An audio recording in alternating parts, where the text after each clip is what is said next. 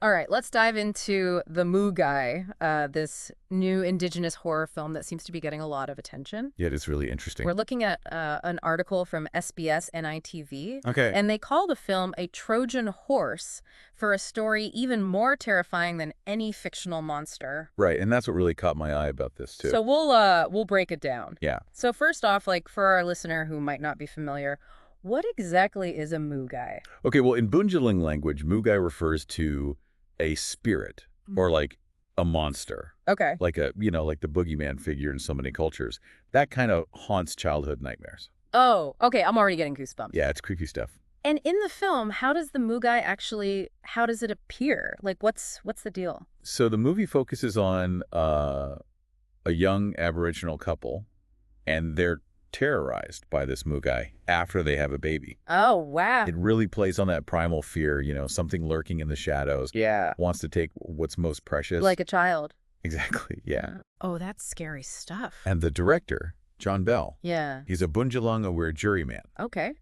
And he actually got a lot of his inspiration from those classic 80s horror films like A Nightmare on Elm Street, The Thing. Right. Those are classics. Exactly. And in those movies, the monster is more than just like a creature, Yeah. right? It symbolizes something deeper, like a societal fear. Yeah, I see that. And so Bell, he wanted to take that really powerful, like visceral, cinematic language and combine it with those specific anxieties that you find in the Aboriginal community. Yeah, I see that connection. Yeah. So this is obviously not just some like monster flick, right? There's more to it, something deeper going on here. Exactly. The horror is more like a vehicle. Okay. Think about Jordan Peele's Get Out, how he used horror to expose those racial tensions in America. Yeah, that's a great example. The Moogai is using a similar approach, but through a really unique indigenous lens. Okay. It's really confronting that trauma caused by the stolen generations. Now, I know our listeners are probably familiar with this dark chapter in Australian history, but for the sake of this deep dive, could you maybe give a really brief overview? Sure. So the stolen generations refers to the forced removal of Aboriginal and Torres Strait Islander children from their families. Okay. And this went on for decades, from the Wow. late 19th century all the way to the 1970s. Oh, wow. Yeah, they were placed in institutions or with non-Indigenous families, Really? often cutting them off from their culture. And it caused these really deep psychological wounds. And like that's what they call that was the stolen generations. Yes, and the impact of those policies, it continues today. Wow. Yeah, I can only imagine. It ripples through generations. Yeah. And that brings us to the real horror at the heart of the film, this concept of intergenerational trauma. Right. And Mae Wyatt, who plays Fergus in the film, he says it perfectly. The real horror is stolen generations, intergenerational trauma, institutional racism. Wow. Yeah. These wounds, these fears, they don't just disappear. They Yeah. get passed down like an inheritance almost, an inheritance of pain. I can see how that would play into the film too, right? Like if the Moogai represents this deep-seated fear, Right. does it like represent the policies themselves? Right. Or like the anxiety that comes from them, you know what I mean? That's a great question. I think the Moogai could be seen as both, actually. Really? Both the actual historical act of taking the children, but also that ongoing fear of separation that still haunts Indigenous families. Yeah, that's got to be tough. It is, and it manifests in so many ways, like in parenting styles, the stories they tell their kids. Yeah. Even like bedtime rituals. Wow. It's everywhere. So like we have this on the surface level, there's this creature feature meant to scare us. Right. But then on this other level, there's this exploration of how that trauma just like embeds itself into a culture. Yeah, and that's just the beginning. What makes the Moogai really groundbreaking is that it tells this story through an Indigenous lens. Oh. It's taking back a genre that's usually dominated by non-Indigenous perspectives. Yeah, and that actually reminds me of something else Wyatt said in the article. Ah. He mentioned how like Indigenous people, they love horror, but they've never had a film that really reflects their own experiences. Right, until now. Yeah. And it's about time, isn't it? Yeah, yeah. The Moogai changes that. Yeah. It takes back the narrative using horror to shine a light on an issue that mainstream cinema has like often overlooked. Yeah. And that's what makes this film so powerful. I see that. Yeah, it's really something. It's really interesting how they're doing that. It is. Yeah. It's really cool. Yeah, it's exciting. I like it. Me too. Welcome back to our deep dive into the Moogai. So now I'm kind of curious about what makes this film stand out, in the horror genre. Okay. We talked about the Trojan horse thing, but is there anything specific about how Mugai uses horror to tell this story? It's not just using horror, like as a tool. Right. It's about reclaiming the whole genre. Oh, okay. For so long, indigenous stories in horror have been told from like a non-indigenous point of view, Yeah, yeah. which often just continues those harmful stereotypes. Right, The yeah. Mugai flips that script completely. I see. So it sounds like John Bell is drawing from those classic horror movies, but with a totally indigenous perspective. Exactly. He's not afraid to use those classic 80s horror elements, like the suspense, the jump scares, that feeling of an unseen threat. Yeah, yeah. All the stuff that makes horror so effective. Right. But he uses them in a way that adds to the story he's telling. So it's not just about like scaring us, it's about making us feel something deeper Precisely. to connect with those real anxieties and traumas that the film explores. Yeah, and that's where the impact of this film lies. Okay. It gets the audience engaged, Yeah. through the thrill of horror, and then it opens the door for them to connect with these themes on a deeper level. I see. It's pretty powerful. So it's like the horror becomes this gateway to empathy and understanding. That's a great way to put it, yeah. It lets the film be more than just entertainment, right? Exactly. It's a catalyst for dialogue and reflection. Wow, that's really powerful. It is. But I mean, isn't there a chance that focusing so much on the horror could kind of overshadow the social message? That's a good point. Could it be seen as exploitative? That's a valid concern. Yeah. It's a delicate balance for any filmmaker dealing with a sensitive topic. Yeah. But from what we've seen, the Mugai seems to be handling this with a lot of care and respect. Okay, that's good to hear. Yeah. Wyatt's comment about Indigenous people finally having their own horror film, that really struck a chord with me. Yeah. What do you think about the importance of representation in a film like this? Well, representation is so important, Yeah. especially for stories that have been marginalized or misrepresented. Right. For Indigenous audiences, seeing their own experience on screen, it's validating, Yeah, it's got to. reclaiming their narratives. Yeah. And for non-Indigenous audiences, it's a chance to engage with Indigenous culture and history in a new way. And hopefully in a more empathetic way. Exactly. It's a chance to break down stereotypes and challenge preconceived notions. So it's like the Moogai is doing double duty, Right. representing for Indigenous audiences and also educating and engaging non-Indigenous viewers. Yeah, and by doing that, it can create more understanding and empathy between different communities. It's like a bridge. Exactly. Now, another thing that's interesting to me is the supernatural element. Okay.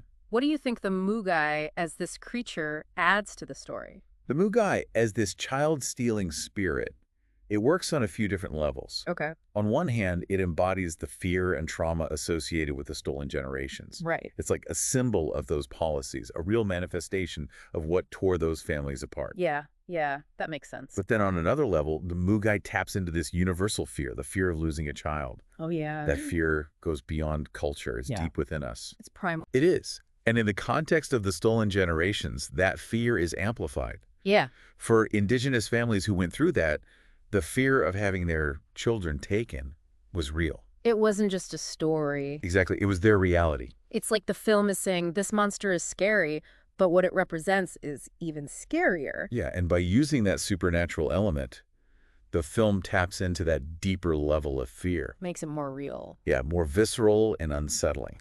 Okay, so we've talked about the serious themes and the potential impact, but what about just enjoying the film? Right. Can it be both thought-provoking and entertaining? Well, that's what good genre filmmaking does. Yeah. It can be both. Okay, From the reviews and interviews, the Mugai seems to find that balance. that's good. It delivers the scares and engages with complex themes in a meaningful way. So it doesn't feel preachy. No, it doesn't hit you over the head with a message. Good. It invites you to experience the story, to feel the fear, and come to your own conclusions. I like that. It's more powerful that way. This whole idea of using genre films to explore social issues is really interesting to me. Yeah, Do you think the Moogai is part of a bigger trend? absolutely. We're seeing a resurgence of genre filmmaking, especially in Indigenous cinema. Okay. Filmmakers aren't afraid to tackle these complex social and political issues. So the Moogai isn't alone. Right. It's part of a movement of filmmakers who are taking back these genre narratives and telling their own stories. That's exciting. It is, and that's what makes this wave of indigenous cinema so exciting. Yeah. It's pushing boundaries, challenging conventions, and showing what storytelling can really do. I think we've covered a lot in this conversation. We have. We've gone through the film's unique approach to horror, explored the trauma of the stolen generations, talked about representation and its place in Indigenous filmmaking. We have, but our deep dive isn't over yet. Oh, right. In the final part, we'll look at the bigger implications of using genre filmmaking to tell these important cultural stories. And we'll discuss the potential impact the Moogai could have on audiences Sounds good. and its contribution to the evolving world of indigenous cinema. All right, looking forward to it. Stay tuned. So welcome back to our deep dive on the Moogai. Back for the final part. We've really gotten into, the film story, talked about the stolen generations and how it uses horror to get its message across. Right. It's been a fascinating discussion. It has. Yeah. So now I want to kind of zoom out a little Okay. and look at the Moogai as part of this broader Indigenous cinema and the power of using genre filmmaking. Yeah, that's a great angle. You mentioned the Moogai being part of this wave of Indigenous films that are pushing boundaries. I did. Can you talk more about that? What makes this new wave of Indigenous cinema so unique? Well, I think one of the most striking things is the sheer variety of stories they're telling. Oh, okay. It's not just one type of film. Right. We're seeing coming-of-age stories, romantic comedies, even sci-fi thrillers, and historical dramas. Wow, so it's really diverse. It is, and it's all told from Indigenous perspectives. So it's not just about telling, Indigenous stories. It's about Indigenous filmmakers having the freedom to tell any story they want. Exactly. They're taking their rightful place in cinema. Yeah, I like that. And the Moogai is a perfect example, right? Yeah. Using a genre that's usually about fear and escapism to tackle a really serious issue. Right, using that horror element to sneak in a message. Just that Trojan horse idea again. Yeah, exactly. And that's not new in cinema. Really? Oh, yeah. Think about, District 9. Oh, okay, How yeah. they used aliens as a metaphor for apartheid. All right. Or zombie movies. Right. They often reflect anxieties about, consumerism or social collapse. Yeah, I see that.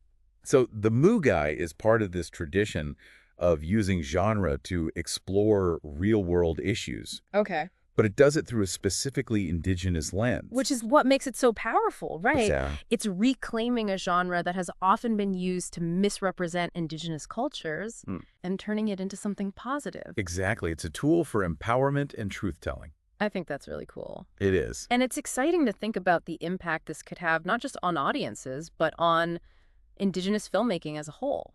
You're right. I think the Moogai could inspire a whole new generation of filmmakers Wow. to embrace genre and tell their own stories in new and creative ways. It's really breaking down barriers It is. and showing that Indigenous cinema can be just as diverse and powerful as any other kind of cinema. Absolutely. It's been really fascinating, this deep dive into the Moogai. It has. We've gone through the layers of the film, talked about the historical context, considered its place in Indigenous cinema. We've covered a lot of ground. We have, but like you said, we've really only scratched the surface. That's true. The Moogai is a film that makes you think and sparks important conversations. It leaves you with more questions than answers. Right. Which I think is a good thing. Yeah. It challenges us to confront uncomfortable truths. And to really engage with Indigenous perspectives. Exactly. So if you're listening and you want a horror film that's more than just scares, the Moogai is definitely one to check out. I agree. It's haunting, thought-provoking, but also hopeful. And beautifully made. It reminds us how powerful storytelling can be. To illuminate, to heal, and to inspire change. It really does. So yeah, dive in. Dive in. And keep exploring the world of Indigenous cinema. Yeah, it's a world full of amazing stories And new voices. that are changing how we see the world. Exactly. So until next time, Keep diving deep. keep diving deep.